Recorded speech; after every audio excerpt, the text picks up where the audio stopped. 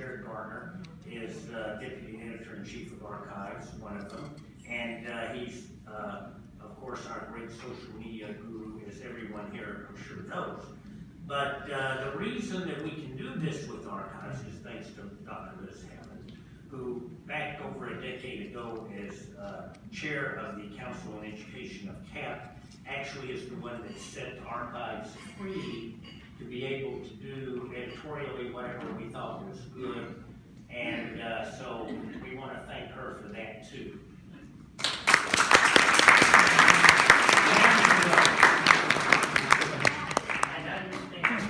Okay, so Dr. Jared Garner is at the University of Arkansas for the Medical Sciences. He is a dermatopathologist and a soft tissue pathologist, but is of course well known to you as really the world's leader in terms of social media and medical education and interactions with patients and so on. He is on his way to the UK to participate in a program there, which I'll let him tell you about that. But we actually persuaded him to fly down to Houston on his way out and give this talk. So he's flown here this morning, just a little while ago, come give this talk. Then he's going to go back and get on his plane to the UK. So, Dr. Garner.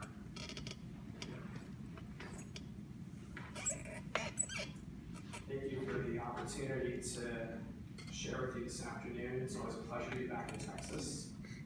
I trained at Methodist Hospital, and it was really the input of people like Dr. Cagle, Dr. Schwartz, Dr. Rowe, Dr. Al, too many to name, Dr. Shannon, I see him back there, who really gave me the foundation of who I am as a pathologist. And part of that foundation was that everything we do as pathologists should revolve around patients. Everything we do. The impact of what diagnosis I make, Dr. Schwartz would always say. It's all about the patient. What will happen to the patient when you give that diagnosis versus that? And I've tried to apply that to everything in my career, including social media. And I think what I'm going to talk to you about today is about, I think, something that's one of the greatest meanings in what I do in my practice now. And it's being involved in rare tumor patient support groups on Facebook, particularly sarcoma patients support groups, but really I think this applies across the board to a variety of tumors and diseases. How many of you use Facebook? It's okay, don't be shy. It's a safe zone, you can be honest. Okay, good. The rest of you will work on it, but it's okay. Patients use Facebook. There's about over 1 billion monthly users of Facebook. I think it's 1.5 billion a month. It's you know, a fifth of the world's population is using Facebook on a consistent basis. It's a tool that cannot be ignored, no matter how much we may want to. I mean, I don't want to, but I know some of you may wish it would just go away. It will not go away. It's too big to fail. I know that's been said before, but I think it's kind of true here. There's so many people there. There's such a mass of people that use it. Even people who want to use something else or kind of ignore it, many of them end up being involved. Here are comments from 2 people who are in patient support groups on Facebook. Both of them are angiosarcoma or related to angiosarcoma. The one said, I went for more than 30 years without meeting another person with angiosarcoma. It's this group right here, these people that are my tribe. 30 years without meeting a single other person who had the same disease, who understood what you were going through. That's something that none of us, or very few of us, probably can understand what that's like socially.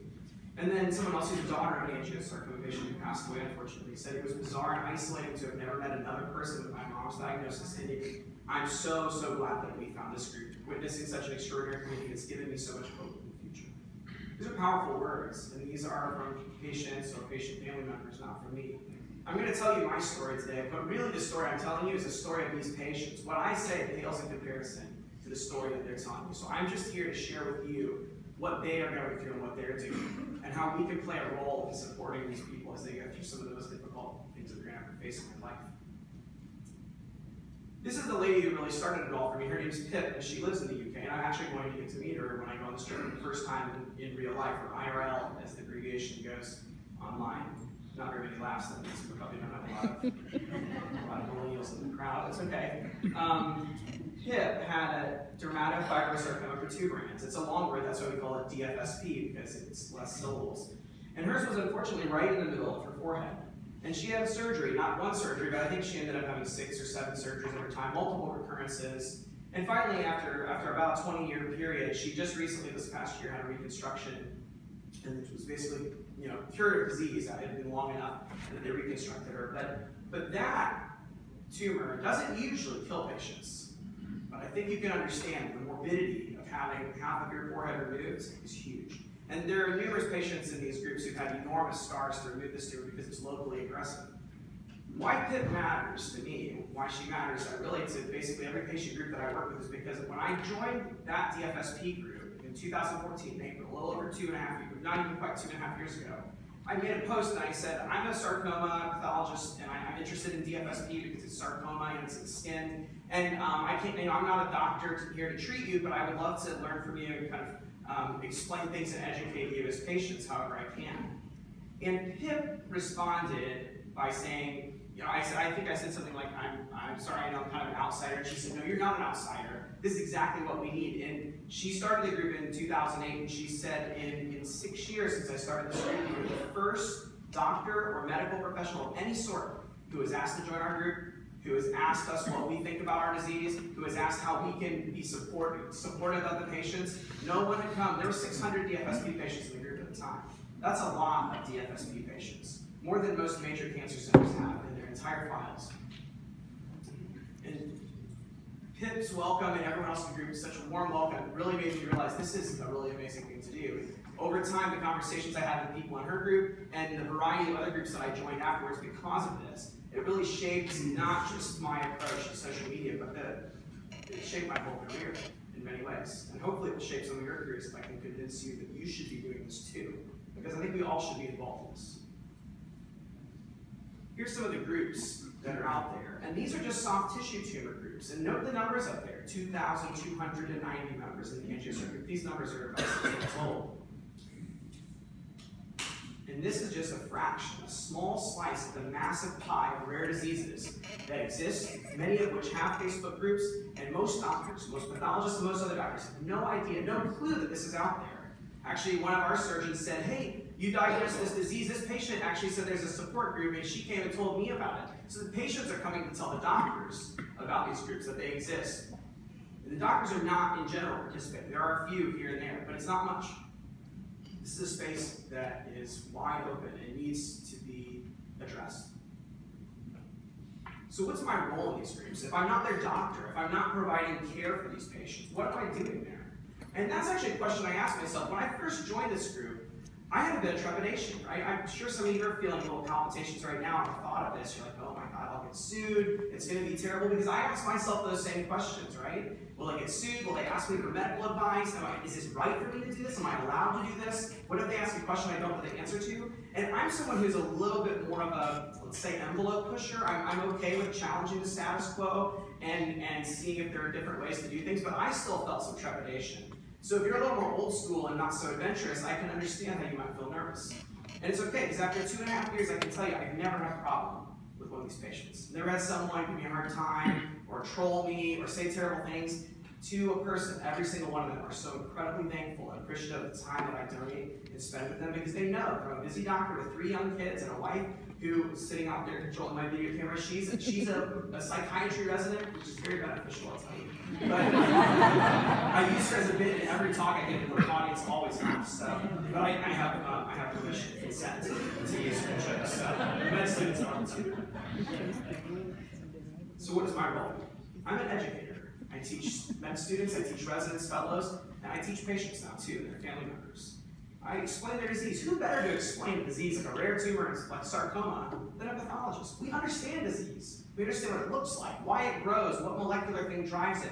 And many of us with some practice can learn how to distill that into a form that's consumable by the lay public with varying degrees of medical and scientific savvy. I also explain just basic medical terminology and what pathologists do. You know, what do margins mean? What is Mohs surgery? It's like abbreviation. What does it stand for? What's immunostain? What is a FISH and RT-PCR and all this DNA stuff? What does that all mean? Sometimes they ask questions and you might say, well, explain the disease. One patient with DFSP said, you know, I'm worried it's a molecular, it's a DNA problem, so am I passing the risk of this on to my son? I said, no. I said, as far as we know in the literature, there's no evidence that your kid would have any higher risk than anyone else. As a parent, I know that probably kept that mom awake every night worrying that she was passing with a tumor to her kid. it took me 30 seconds to allay that fear, that she might not have had that 30 seconds with her surgeon to ask, and her surgeon might not have known the answer to that. Because many surgeons, even once you deal with cancer, have seen a handful of these. I've seen close to 100 now. And also I help them navigate the cancer care system. Because I find that, the terminology that we're very fluid in, oncologists, medical oncologists, orthopedic oncologists, surgical oncologists, radiation oncologists, you all know that those are very, very different things, but patients do not know that. And how frustrating to drive 2 hours from a rural setting to a major city and have booked an appointment with the wrong type of oncologist. So it's real easy for me to say, no, you probably want to go see this kind of doctor first. Is that risky? Am I going to get sued for that? Gosh, if I do, I can take that risk, that tiny little risk. I drive to work every day and make decisions about whether something's a nevus or a melanoma. Let me tell you, that's real risk that I could harm a patient with, I could get sued over, but I don't dread going to work every morning because that's familiar risk. I've learned how to deal with that. This is new risk to many of you, and that's why it feels more scary. It's not high risk, it's very, very low, very close to zero, I would say, in my experience and in my opinion. But I think that helping people know what kind of doctor to see is a really low risk thing to do that gives a lot of value for minimal effort. And remember, these are cancer patients. I'm not looking at someone's mole on their skin and saying, don't get that biopsy, it'll be okay. That's dangerous, okay? I'm telling people who have a bad cancer, here's the best way to kind of navigate the system and get you the help that you need. It's something that all of us in this room could do. Even residents could do this, seriously. You know more about this than the vast majority of people in the world. Well, you don't think about that yet, but you do. So this is how I volunteer. Some people go on trips, some people do lots of different things to give their time. I do this because I could give money, anyone could do that, but not anyone could answer a question like, what's the difference between angiosarcoma and epithelioid epithelioma? I can't answer that question because that's the kind of nerdy science stuff that I think about all day long and read about and learn about. So I can answer those kinds of questions with ease, and that's helpful to these patients. So the teacher becomes the student. These patients have taught me a lot more than I've taught them, I think. And that came as a surprise. I thought I was coming here to do this great deed of teaching these patients. I think I had good reason for it, but I've been amazed and blown away at the things that I've learned from this wide group of patients with these diseases. They are very savvy. The patients who have had multiple recurrences, who have been to see multiple specialists, they know a lot about their disease. They know a lot about the literature a lot of times. They've taught me a lot. It also gives you a chance to view the whole spectrum of disease, from the most early forms to the most advanced forms and everything in between, because when you have 1,000 people with a disease in a group, and they're a rare disease that you might see every 6 months in your practice, but here there's this huge group. If you want to ask them a question and hundreds of them respond, that's not research, that's just polling an audience, and you can get an amazing amount of information. Information that I had never heard or never thought of before, or only had heard as a kind of aside from experts, and then it turns out that hundreds of patients have dealt with this problem. I'll tell you more about that in a minute. Different approaches to clinical management, and how those might vary by region. There's a lot of things I've learned, things that I might not see in my practice because my surgeons always handle a certain disease one way. I've learned there are lots of different ways that people approach them. And sometimes there's lack of clarity which way is right, or maybe there is no right way. And the patients are always curious about that, and by those questions I learn. I've never had a patient give me a hard time when I tell them I don't know, or I diagnose disease, I don't treat it, so I'm not really sure. I know usually it's surgically incised, but there may be some new data I'm not familiar with. The patients understand that, they're accepting of it. If anyone has an extra unopened water, I would be most grateful to drink it. Just saying, sorry. Okay. Somehow, oh yes. Another thing is that the strengths and weaknesses of the status quo. These patients have helped me to see what we do really well in medicine and what we really suck at. Because you know what? One of the patients told me once she has primary angiosarcoma of the breast. She's in her 30s, young lady, has young kids, and her doctor said, well, you have angiosarcoma, and she said, well, I'm too young to die. What will happen with my kids? He said, someone else will take care of your kids. It makes me really angry. And when I teach my med students every year, I tell them a story. And I tell them, be better than that. Do not be that kind of doctor. You can do better than that. It's changed the way I educate my students. Are you comfortable talking to patients? If a patient calls your office and wants to discuss their pathology report with you, are you comfortable with that? I think it probably gives many of us a little palpitation, right? Maybe even me still, but I feel a lot more comfortable now because I talk to patients all the time. I talk to patients with end-stage cancer and answer technical questions. That's an uncomfortable place to be, knowing someone's likely to die in the near future, but still wants to have some question answered. It's sobering. It gives me a different perspective on what matters in life and my career. When I walk out of the hospital stressed at the end of the day, I remember what these patients are going through, and I realize it's not so bad. I got a healthy wife and kids. I don't have a disease like this. Because there's a stack of stuff to do on my desk, that's not the end of the world. It really helps you reframe things. I'm not their treating physician, but I am kind of their cheerleader, their advocate, so to speak. And I don't have a doctor-patient relationship, but I think it's important to make sure that you understand that and that you help establish that with the patient, the patients that are in these groups when you're involved. And it's also really easy to give information. I mean, we're pathologists, come on guys. The doors are closed. We know how to hedge, right? It's okay, you can laugh. And when I give this to any other non-pathology audience, there's lots of laughs. Pathologists have a hard time poking fun at themselves. But I mean, I'm a third guy. You know, I do a bit of hedging here and there.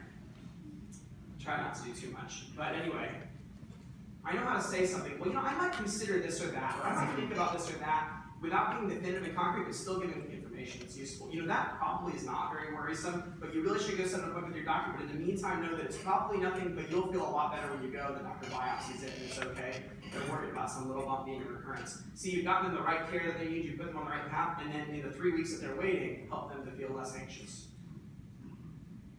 And I've become real friends with many of these people. Some of them have driven from Houston to Little Rock to come and visit me. I've had people stop me when I'm at meetings and want to go out and have lunch with me. Someone even met me at Disney World when I was there with my family. And that might sound intrusive to you, but to me it's been some of the most meaningful and amazing interactions I've had in my life. It's not about me. It's about these patients understanding how important it is to have that relationship with the doctor who really understands their disease at the cellular level. And anyone in this room could be in that role. It's just a matter of exposure and interacting with these people. So it's not because I'm something special that they come to seek me out. It's because I'm the only person that's doing this. I would like to see more people do this. I think the patients would too.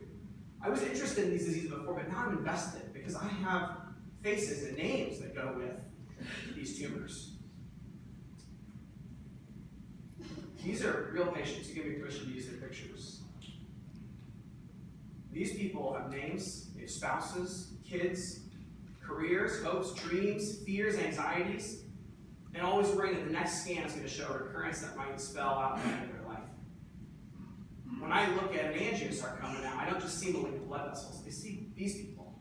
I remember that there are real people out there with lives. We all know that, but we have to remind ourselves as pathologists that it's not a piece of glass. We all know that, we say it, we pay homage to it, but we have to actively remind ourselves because it looks like a piece of glass. But when you know these people and what they've been through, it's not so much of a piece of glass anymore. I think a lot more carefully before I just nonchalantly say, that's not DFSP now, because I know what these patients go through. Or if it's a kid and I'm not totally sure and I realize they're going to have a huge chunk taken out of their forehead, it's going to be a massive scar for the rest of their life. If I'm wrong, that's going to hurt them. I think about these things a lot more carefully. It has made me a more cautious pathologist. So what about research? Well, one of the patients in the DFSP group early on asked a question about high-grade fibrosarcomatous DFSP and if it was worse or not. I said, well, there's some debate. There's some papers that say yes, it's a higher risk of metastases. There's some other papers that say no, it's not.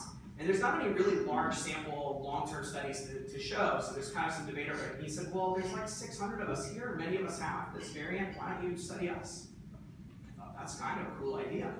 Maybe I should. My IRB is going to love this when I tell them about the project. I'll just let that sink in for a second. That's a good laughing point always. You can tell we have a room full of researchers, though, that's for sure. So I called them before I submitted anything, because I thought I'm not wasting my time if they're going to just give me a hard time. And 3 of the people from the IRB came to my office and met with me, heard what I had to say. When I told them a patient suggested this, they were like, well, that's patient-centered research. I was like, what? They said, no, this is the hot new thing. Like, all the cool kids are doing this now. That's a paraphrase. And they said, well, you know, there's a PhD in the College of Nursing who actually does patient-centered research, not with sarcomas, but with like alpha-1 antitrypsin and some other rare diseases. So she helps organize communities and conduct product research studies. So they said, she can probably help you get funding and stuff. I thought, I would be helping me get funding. There's something's wrong here. I thought your job was to make my life hard. So actually the IRB at my institution has really changed my view in the positive towards IRBs in general. So I made sure to let their bosses know that because I think they really handled it well. We did form a partnership, and one of my residents, some research assistants, Pam Williams, a PhD in the college nursing, we got together, and what we did is we made a community with some of the patients from the Facebook group who were interested. And so actually, there were patients who are not subjects, but actually researchers with us. They helped us design the study. And so we would have weekly video conferences, and in retrospect, I really wish I would have taken some pictures and videos of that, because it was so incredible for me to see these DFSP patients from around the world talking with my resident, hammering out details of what they were going to ask in a survey about their own disease. It gives me chills still. It's incredible. It's amazing. It's so outside the box from the way we think about how we should do things. And it's so the right way, I think.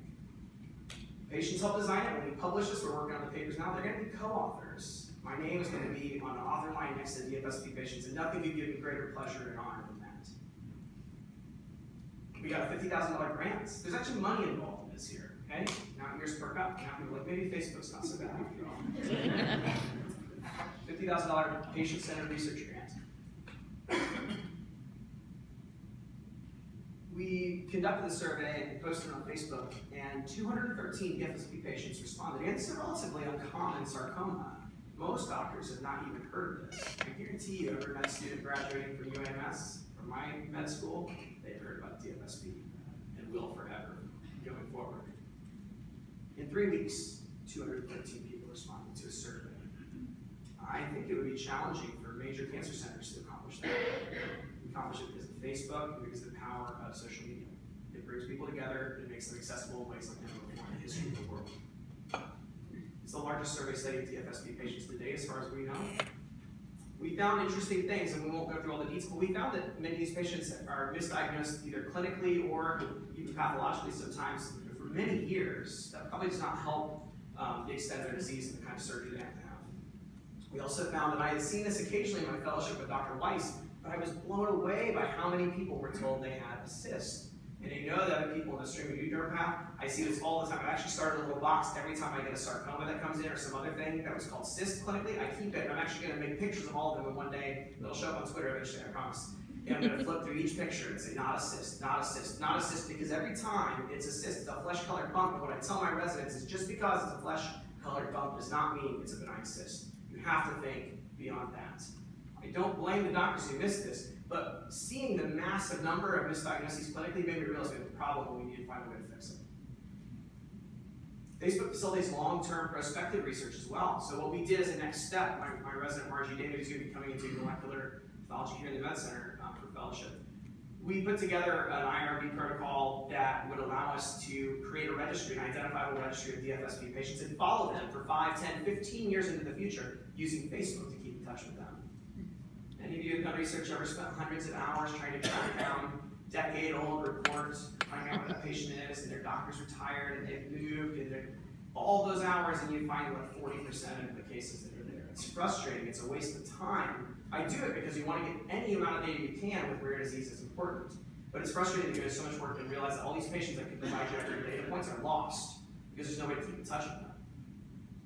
Patients move, phone numbers change, family doctors retire, but Facebook is forever. Not entirely true, but for the purpose of this talk, most people keep their Facebook. There are some people that log out and get rid of their account, but most people get it, they keep it. They may not use it all the time, but it's there, and in 10 years I can message them and say, hey, how are you doing? You have recurrence, is everything going well? And that's an amazing amount of follow-up for a little bit of efforts. And our IRB approved it. So we're actually in the process of getting that project together now. It'll be a long project, but I really think it will hold value for these patients because I'm specifically addressing questions that the patients in the group told me we want this answered, and I said, okay, we'll do it. Crowdsourcing. So when you have a large group of patients with a rare disease, it's really useful. You can get their opinions about things, and you can have information that no one else in the world has. So in 2015, I started providing web links, URL links to Facebook patient support groups in my official pathology reports. No one from my university has fired me yet, so I guess it's okay. But I still, again, I felt I'm pushing the envelope. I feel it's the right thing to do. And I put in there, this is not, for medical advice, but this is a really great source of support for patients with a rare disease. The most, social support, if nothing else. And I've done that for a handful of diseases that I'm familiar with. And so this is the kind of comment I made. And see right here, you can see, as far as I know, this is the first mention of Facebook in official pathology reports. There's supposed to be a forward thing happening. Oh, there we go. So there we go, I put the link in there. And I thought, well, I wonder if the patients will think this is crazy or what. So I asked them, this is the desmoid fibromatosis group. So I posted and I said, hey, I've been doing this, what would you think if you as a patient got a report like this? And I know for those who are on Facebook, look at that, 168 likes, that's quite a bit of likes. And 66 people commented saying all sorts of things, like, I wish I had a pathologist like this. I wish I would have been told this information. I wish I would have known before I went through all of the things I went through, this from the start, so I could have gotten the kind of care that I needed up front. So I said, I don't care what anyone else thinks. I'm going to keep doing this because the patients, people who matter, they want this. Patients have pictures of their tumor, iPhones and other devices bound, and for tumors that occur on or near the skin, people take pictures of weird things now. It wasn't supposed to come across funny, but I'll take any laughs I can get. And patients are willing to share those. So I gave a lecture at the 2015 Texas Society of Pathologists about soft tissue tumors in the skin.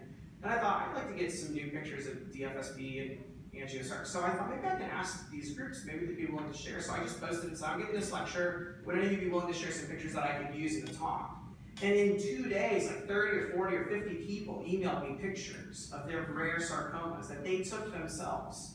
And some of them, like this patient was actually one of the people that was one of our partners in the research study. This is her DFSB on her forehead. You know, kind of like a cyst. Maybe I can see that, but see all this, all that depressed, that's all tumor there. So this is, there we go. That's her partway through the surgery. That's a tissue expander, but it doesn't look very great, right? Looks kind of weird. She still has a good attitude about it. And then, evidently I'm failing at the animation stuff. That's the, yeah, scars don't look so great, right? When they're putting them together. But look at the final outcome's amazing, right? It's always true in skin surgery how incredible a scar heals up. And what's really cool is these patients share these pictures with new patients when they're going through surgery, when they first get their bandages off, and look in horror at their beautiful face that's marred by this massive scar. And then they have hope that, hey, hang in there. In 9 months, you're going to look like this potentially.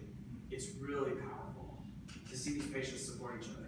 And I just like to sit back and watch that and realize this is so cool. This is amazing. This is what we should be doing. We should make this happen more easily for everybody. No? Okay, I don't understand what's happening. I'm sorry. Let's try it.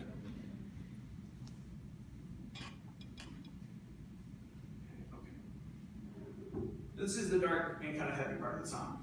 And I'm going to show a couple images that are pretty graphic, but I think that they played a really important role in my life. And if you're tweeting or if you're videoing, if you can just cover your screen or your camera, that'd be great. Because I do this not because I don't have permission to use this, but because I think that this is too disturbing for patients with this disease to see. So Cindy has passed away. I never met her in life, but she had an angiosarcoma that was misdiagnosed for several years, and finally after diagnosis, you can see all the mottled skin, the ears involved, everything's involved. It was several years after she was finally diagnosed correctly, and despite all the attempts that were made, the tumor continued to progress. And the next picture is very shocking.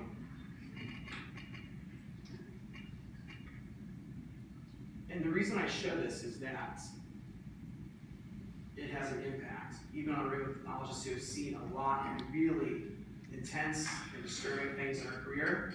The first time I showed this at the TSP meeting, it was a room of silent pathologists in shock and in awe and horror that a tumor could cause that kind of destruction to a human being. She died about a month after this. Her husband, whom I'm now friends with, I'm friends with their daughters, I'm friends with their family, and I feel a very special connection to them. Because afterwards I shared with them that I showed this picture and the impact it had, and they were very touched by that. That's angiosarcoma, and that's why it's important for us to always remember it. So do patients really want pathologists to be involved in their groups? That was a question I had. They say that they like it, but maybe they're just saying that to my face to be nice. Maybe they don't really like this as much as I think they do. So one of my med students and I, we did a survey last year, and we asked the groups what they thought about having pathologists involved. So we presented at USCAP as a platform this spring, and presented our findings, and we had 548, it's actually incorrect, it's 541 respondents, and it's 400 and some were actually patients, and the rest were caregivers or family members. But nonetheless, that's a huge group of people with rare tumors to respond to a certain thing. And what we did is we pulled 6 groups that I was involved in and had made some comments in, and then 6 groups that basically had no real pathologist interaction. All of which were kind of rare too, because we tried to kind of stratify them so that they were similar. And we asked them some questions to see what they thought of things. And one of the most dramatic is we asked them, are pathologists an important part of the patient care team? And the blue group is ones that I've been involved in, or other pathologists have been involved in, and the red group were ones that had not had much pathologist involvement. The majority of them in both groups thought that pathologists were important, but when we actually calculated the p-value on that, it was statistically significant, the difference. When they interact with pathologists, they understand that we're important for patient care. And I think that we in our specialty, we suffer with a branding issue today, right? We talk about this a lot, that patients don't understand what we do, legislators don't understand what we do, the public doesn't understand what we do. This is how we can get them to understand what we do, bypass everybody else and go straight to the patients and tell them what we do and be useful to them, and it will make an impact. We asked them, did the pathologist supposed help them understand the disease? 90% of them said yes. It's hard to get any 90% of people to say yes to anything, especially these days. Did it help relieve anxiety? And it was not quite as high, but 77% of people said by hearing pathologists post about their disease, it helped them feel less anxious and worried. I mean, that's better than some drugs that we give patients for anxiety can do. By giving people data, it helps them to deal with fears they have that might be unfounded. And it just gives them the power of knowing, and that's important for patients with rare disease. Overall, having a pathologist in the group is a good thing. 98% of people agreed. I felt very good about that. I was very pleased to see so many people that felt it was good. We should be doing this. Patients like this.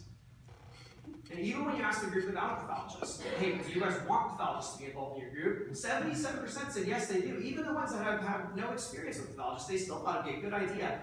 And the majority of the ones who didn't say agreed were just not sure. They didn't know. The most amazing of all is that we had 541 people respond in 3 weeks. 400 were patients, and 130 were family members or others. In 3 weeks, again, I would challenge any major cancer center in the world to do that. And it cost us $75 to get the upgraded version of SurveyMonkey so we had better analytics. $75. Some Facebook groups, that kind of data. It's not about me. Facebook makes this stuff work. It brings the right people together at the right time. Last week, a liposarcoma patient who had found me on Facebook 6 months ago sent me her specimen to give her a second opinion on. She just sent me a message out of the blue and said, hey, we just started this new liposarcoma support group. We would love to have you involved in it. So patients now have sought me out. And again, it's not because of me. It's because they're like, oh, that's that one pathologist guy who's on Facebook. If there were 200 pathologist guys and girls on Facebook, then you guys would start getting invites like this. If I haven't convinced you by now this is meaningful use of your time, then there's nothing in the world that will convince you that it is. It's more meaningful than most of the stuff that I do. We can have direct patient interaction in pathology. We've talked about for years how we lost that. We don't have contact with patients. People told me, you're a people person, you can't go into pathology. I was like, yes, I can actually. I like diagnosing things. I still like people too, and I like to talk, obviously, but Facebook is the key how we get that back, because you know what? It's all the best parts of patient interaction. It's on our own schedules. Like I said, no one gives me a hard time when I don't respond to them in time, or if I miss a post, they'll contact me again if it's urgent, because they know I'm busy and they know I'm doing this in my free time. I don't have to worry about billing or making money, because again, I give it when I have it to give, and when I don't have time to give, I don't. When I'm busy, I don't post as much. And with extremely thankful patients, they're all thankful because they know that you're doing this. If they pay a $20 copay, you're going to get some people that are going to be mad at you for being 10 minutes late, right? But we don't have that problem when you're on Facebook. They know that you're doing this out of your free time because you care. So here's my call to action to you. There's a significant supply and demand gap. If we don't fill this need, someone else will. I have a list that I started on my Pathology Wiki website of Facebook patient support groups. And it's really a small list right now, but my goal is to expand that. A med student recently signed up to help with this. And I really want to expand this. But we need to do more than just that. We need to really organize. We need to organize these groups and bring pathologists into them. So if you have a disease of interest, whatever it may be, search Facebook and see if there's a group. If there's not a group, create one. If you build it, they will come. It worked in Field of Dreams. It will work on Facebook because the patients will find it. They'll start coming. They'll tell other patients. People will find it. And I'll put it on there so Google can find it. And this is how we're going to do this. We have to do this. We have to take advantage of this opportunity, not just so that we can own it for pathology, but so that we can do better for our patients, for everyone's patients. These people are sick and they need help. and the rare disease ones do the most. And if you have ideas or want help, contact me. I'll do whatever I can. This is going to take more than me. My long-term vision, if I had a blank check, what I want to see at the end of my career is not 1,000 papers published, or I don't care what rank I'm at. I would love to see that every disease, especially the rare ones, have their own support group. And I would love to see that each support group is partnered with a team of interested doctors, pathologists included, of course. We pull together all sorts of different specialties in real-world medicine, and we help bring them all to the table. Think of tumor boards. Why can't we do this online? Why can't we be the ones that help seek out, say, I know a surgeon who would be really great to be in this group and could add some input and comments. I'll go and ask him if he wants to join, because I think that's what we're going to have to do to make this happen. It's free, it's powerful. Why are we not doing this? I wrote a piece about angiosarcoma in Facebook, and I don't have the time to read it. I was going to recite it here, but it will be published in the Archives of Pathology. So it's a very short piece, but it really kind of summarizes what we talked about today and why I think this is so important and why I think that all of you should feel the same way about it. I talk a lot about career promotion and advancement and all of these things that you can do with social media, and that stuff's all great. It's awesome to have a lot of followers, but this is what really matters. This is the most meaningful use of my time on social media. It's more meaningful than any paper I've ever written. And I write a lot of papers, but I mean this sincerely. This is impactful, it's powerful, it changes the way patients view our specialty, it gives them answers when they don't have any, it helps them sort through what's out there on the internet that they've been Googling, because you know every patient does that. When they're given a rare disease, they go and Google, and it's a terrible thing to find all this stuff out there because they don't know how to sort through it. We do, we can help them. Thank you.